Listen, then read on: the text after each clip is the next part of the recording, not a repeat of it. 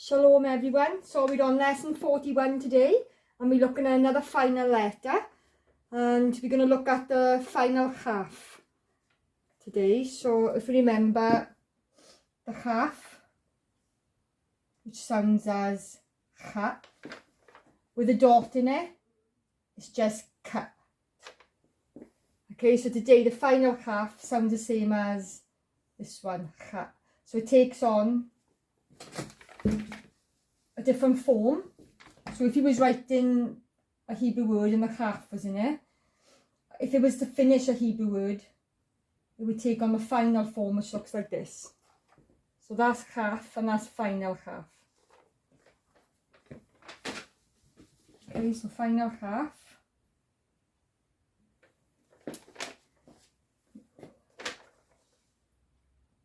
Right, but before we go on with the final Khaf, we're going to look at the vowels that we know so far.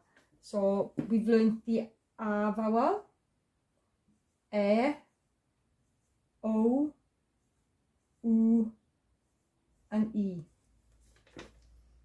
Okay, so I'll give examples of each. So the A vowel, if you remember from previous lessons, I'm going to use the Aleph.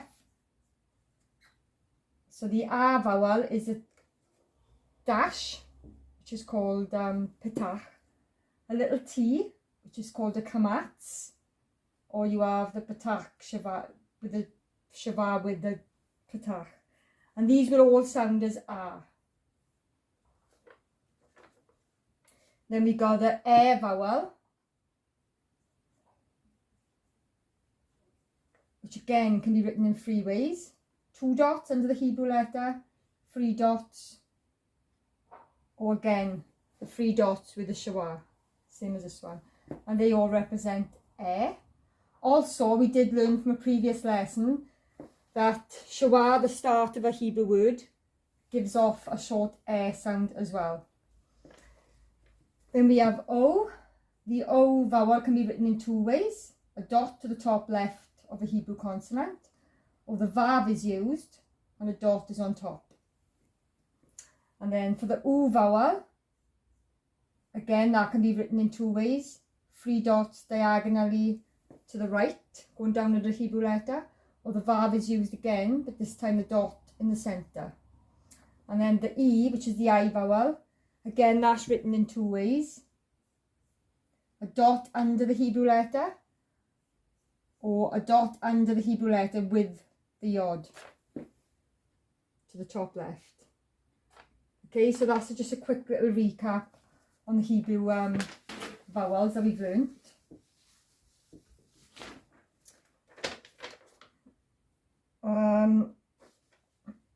So as opposed to other final consonants, the final Khaf has a notation of vowels in it. So it will appear mostly you see it, it's always found at the end of a word, but mostly you see it with the shwa inside, which just would sound as khet. Or you'll find it with the A vowel in, the consonants, and it's read as, if it's at the end, kha. So we'll have a look at some Hebrew words now with that, where we can look at that in more detail. Okay, I'll put it up the top. So with the 2 dots, it finishes as just kha, and with the consonants, kha. Right, so we're going to look at a Hebrew word. So the first one we will look at, in English, would read as your peace.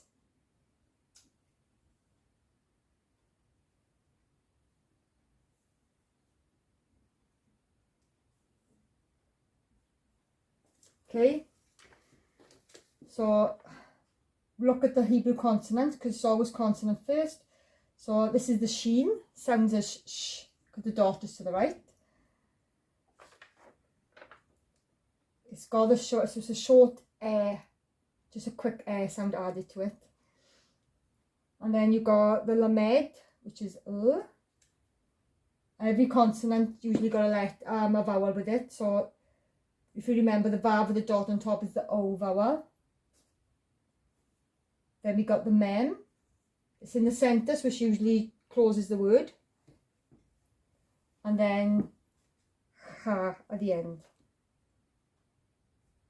Because we say the sound of the consonant, which is kha, and it got the R vowel attached. So that word would be read Shlom'khah, your peace. So that's an example with this one, kha. Now we're going to use an example using the other one.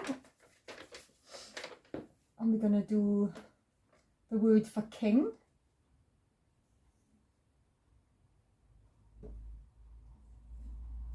This time, the final kha, I've got the shwa in it.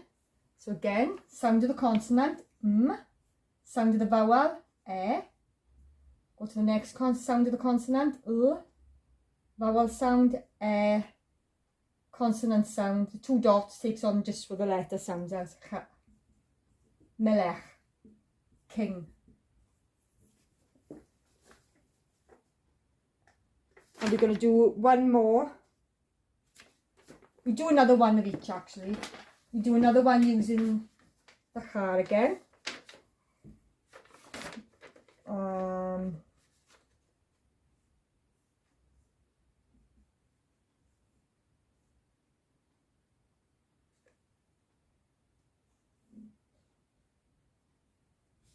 Okay, so the left is silent, so it takes on the vowel sound only, which is a. This is the vet, sounds as v. Vowel sound, e. V is the kha again, but it got the R vowel, so you add that to the sound of the kha. Kha, your father. And I'm going to do one more then, with the other ending for you to look at.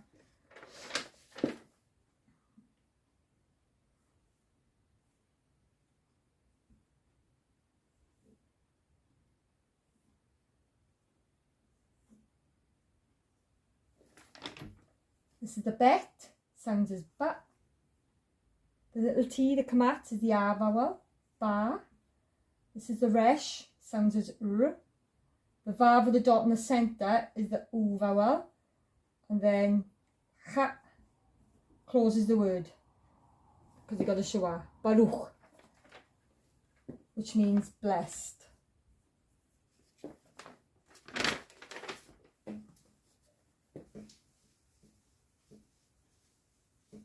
I'm going to show you then when the kha in that form appears at the end of a word. You don't read it as kha like you do in these ones, like it's usually vowel sound, like consonant sound, kha, and then the r. But this one, when this is at the end of the word, it's actually read differently. It's read as ach.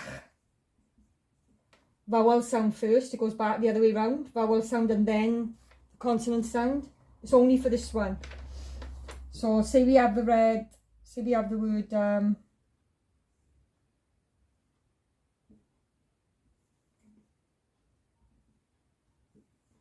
this word. Okay, so we'd read it as, this is the scene, sounds as s. Then the R vowel, sa. And then sounds as the E vowel, same. Now you could be tempted to think it's slom'khah, because it is usually consonant then vowel, but it's the other way round when you see this khet at the end with the petach. So it'd be read as vowel sound first, a, then consonant sound, kha. Sameach. Okay, so be careful of that. It's as if the mem, I've got two vowels and the khet has none.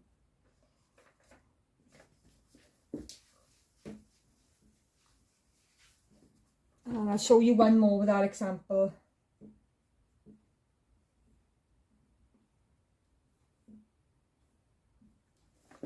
Okay, the yud sounds as ya, got the R vowel underneath. The resh sounds as the E vowel.